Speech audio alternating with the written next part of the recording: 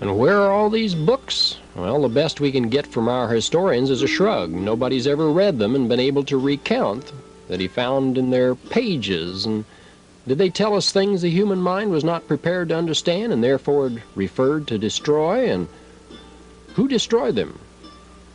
Or would some holiness suffer if these books were included in the Bibles?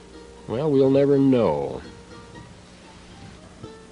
Just quite who and by what right they decided to proclaim themselves judge of the one who was the greatest of all men, denying the future generations the right to know the truth about the past of mankind.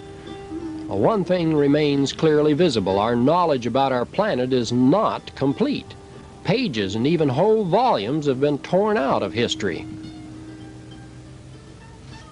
But is it possible to erase whole chapters of events so as not to leave the slightest hint of what actually happened? Well, mankind is composed of many different cultures, and if one has destroyed an unwanted evidence somewhere, in some other place, a different culture may have reconstructed or recorded in writing or in memory some of the more outstanding facts regarding those times and events.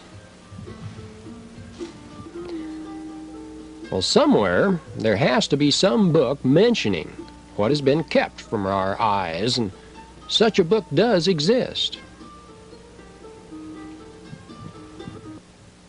And it comes from the mysterious Orient, where people are not afraid to talk about things that they've witnessed, but fail to understand, limiting themselves to describe what they saw in terms in which their own minds allowed them to interpret the evidence. Well, the title of the book, of course, that we're talking about is The 1001 Nights. And this book has always been considered in the Western countries as simple fairy tales, not worth really thinking about seriously. And yet what the West has seen has usually been abbreviated translations, where much of the original text has been excluded, and sometimes something very quite different when one reads a full and unabridged version of this unusual book. References have been made that the full version is rather unprintable according to Western standards, and this is true in a way. The book cannot be considered as immoral. It just belongs to a different culture. It was written by a people who are not ashamed of their bodies with all their organs and functions.